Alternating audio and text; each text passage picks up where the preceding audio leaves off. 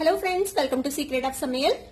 இன்னைக்கு நம்மளோட சேனல்ல நாம பார்க்க போறது ஒரு ஹெல்தியான ஒரு ஸ்நாக் அல்லது டின்னர் ரெசிபி. கோதுமை மாவு பிளஸ் நம்ம நிறைய காய்கறி சேர்த்து செய்ய போறோம். கண்டிப்பா குழந்தைங்க நல்லா விரும்பி சாப்பிடுவாங்க. பாக்குறதுக்கு ஒரு கட்லெட் மாதிரி ஒரு ஃபீல் கொடுக்கும்.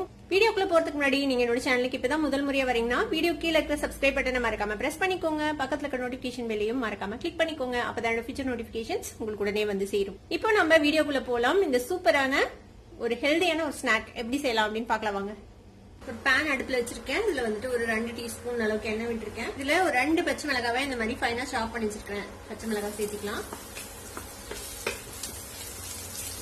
பச்சை மிளகாவை நல்லா வதக்கிக்கோங்க, இல்லைன்னா வந்து அப்புறம் காரம் அடிக்கும். இது கூடவே ஒரு சின்ன சைஸ் வெங்காயத்தை சாப் பண்ணி வச்சிருக்கேன், அதை சேர்த்துக்கலாம். இந்த வெங்காயத்தையும் ஓரளவுக்கு வதக்கிக்கோங்க. ஒரு மாதிரி கண்ணாடி பதத்துக்கு வதங்கணும், அந்த அளவுக்கு வதக்கிக்கலாம். இந்த வெங்காயம் ஓரளவுக்கு சாஃப்ட் ஆயிடுச்சு. இப்போ இதுல வந்து கொஞ்சமா இஞ்சி பூண்டு விழுது சேர்த்திக்கலாம். நான் கொஞ்சம் தண்ணி விட்டு கரைச்சி வச்சிருக்கேன். ஒரு டீஸ்பூன் அளவுக்கு இஞ்சி பூண்டு விழுது அதையும் இதோட சேர்த்து நல்லா வதக்கி விட்டுருங்க. இஞ்சி பூண்டு விழுதோட பச்சை வாசனை போனதும் வந்து கொஞ்சமா முட்டைக்கோஸ், கேரட், அப்புறம் பீன்ஸ் 3ஐயும் சேர்த்து நல்லா ஃபைனா சாப் பண்ணி வச்சிருக்கேன், அதையும் சேர்த்துக்கலாம்.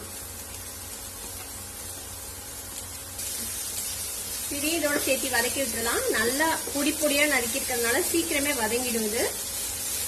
இந்த ஸ்டஃபிங்க்கு தேவையான அளவுக்கு நம்ம உப்பு சேர்த்துக்கலாம். நல்லா வதக்கி விடுங்க. இது கூடவே நான் வந்துட்டு ஒரு உருளைக்கிழங்கு இந்த மாதிரி வேக வச்சு மசிச்சு வச்சிருக்கேன், அந்த உருளைக்கிழங்கையும் சேர்த்திடலாம்.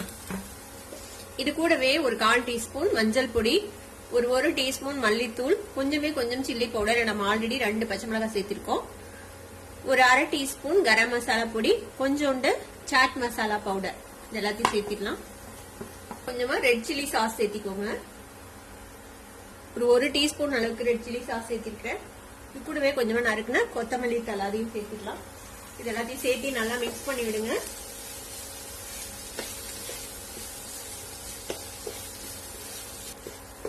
நல்லா ஒரு 2 நிமிஷம் இந்த மசாலா பொடியோட பச்சை வாசனை எல்லாம் போற அளவுக்கு இதை வதக்கி விட்டுக்கலாம். நல்லா வதக்கியாச்சு. நம்மளோட ஸ்டஃபிங் வந்துட்டு இப்போ ரெடி ஆயிடுச்சு. அடுப்பு ஆஃப் பண்ணிடலாம். நம்ம இது வந்துட்டு நம்மளோட ரெகுலர் சப்பாத்தி மாவு. நம்ம எப்போதும் செய்யற சப்பாத்தி மாவை விட கொஞ்சம் கெட்டியா பிணைஞ்சிருக்கேன். இந்த மாதிரி பிணைஞ்சு வச்சுக்கோங்க. இப்போ இதுல இருந்து நம்ம சின்ன சின்ன உருண்டைகளை எடுத்துக்க போறோம். சப்பாத்தி அளவுக்கு பெரிய உருண்டையா இல்லாம குட்டி குட்டி உருண்டையா இந்த அளவுக்கு உருண்டையா ஊட்டி வச்சுக்கோங்க. கொஞ்சமா மாவு டஸ்ட் பண்ணிக்கலாம். மைதா மாவு இல்ல கோதுமை மாவு எது வேணா நீங்க போட்டுக்கலாம். நம்ம உருட்டி வச்சிருக்கோம்ல இந்த சின்ன உருண்டை, அதை வந்து நம்ம இப்போ தேய்ச்சிக்க போறோம் கொஞ்சம் சன்னமா. இந்த மாதிரி கொஞ்சம் சின்ன சைஸ் சப்பாத்தி மாதிரி தேய்ச்சிக்கோங்க, சன்னமாவே தேய்ச்சிக்கோங்க. இந்த மாதிரி இப்போ தேய்ச்சிட்டு நம்ம ரெடி பண்ணி வச்சிருக்கிற இந்த ஸ்டஃபிங் இருக்குல்ல, அதை வந்துட்டு ஒரு டேபிள் ஸ்பூன் அளவுக்கு நடுவில் வச்சிடலாம்.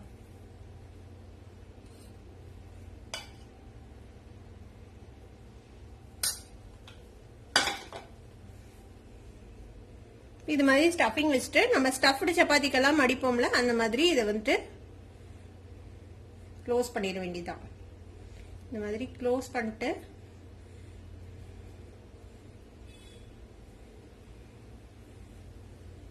இடத்துல கொஞ்சம் எக்ஸஸா மாவு இருந்துச்சுன்னா அதை எடுத்துருங்க. நான் வேகும் போது அது வந்து மாவா இருக்கிற மாதிரி இருக்கலாம், அதனால இந்த எக்ஸஸ் மாவு மட்டும் நம்ம ரிமூவ் பண்ணிடலாம். ரிமூவ் பண்ணிட்டு இதை வந்துட்டு அப்படியே ஃபிளாட் பண்ணிட வேண்டியதான். இதை வந்து நம்ம திருப்பி தேய்க்கலாம் வேணாம், அவ்வளவுதான். இந்த மாதிரி ஃபிளாட் பண்ணி இப்படி ரெடி பண்ணிக்கோங்க, அவ்வளவுதான். இது மாதிரியே எல்லாத்தையும் நம்ம ரெடி பண்ணி வச்சுக்கலாம். ஒரு தோசை தவா அடுப்புல வச்சிருக்கேன். இதுல வந்துட்டு கொஞ்சமா எண்ணெய் விட்டுக்கலாம். இந்த மாதிரி சென்டர்ல கொஞ்சம் குழியா இருக்கிற மாதிரி தவா எடுத்துக்கோங்க. இது மாதிரி நம்ம எல்லா சப்பாத்தியும் ஸ்டஃப் பண்ணி வச்சாச்சு. இது லேசா ஹீட் ஆனதும் நம்ம ரெடி பண்ணி வச்சிருக்கிற இந்த ஸ்டஃப் பண்ணி வச்சிருக்கிற இதை எடுத்து இதுல பிளேஸ் பண்ணிடலாம். இது மாதிரி 2 போட்டு நம்ம ஷாலோ ஃப்ரை மாதிரி பண்ணி எடுத்துக்கலாம். மீடியம் ஃப்ளேம்ல வச்சு நல்லா ரோஸ்ட் ஆகணும் 2 சைடும். அந்த மாதிரி ரோஸ்ட் பண்ணி நம்ம எடுத்துக்க போறோம். ஒரு 1 நிமிஷம் கழிச்சு இது அடுத்த சைட் டர்ன் பண்ணி போடலாம். 2 சைடும் நல்லா கோல்டன் கலரா ஃப்ரை ஆகணும், அது வரைக்கும் இதை வந்துட்டு ஃப்ரை பண்ணிக்க போறோம். 2 சைடும் இந்த மாதிரி டர்ன் பண்ணி போட்டு நல்லா இந்த மாதிரி கலர் வர வரைக்கும் வெயிட் பண்ணி நம்ம வேக வச்சு எடுத்துக்கலாம். ஈவினிங் டைம் ஸ்நாக்கா சாப்பிடலாம், இல்லைன்னா நீங்க வந்துட்டு நைட் டின்னர் கூட சாப்பிடலாம்.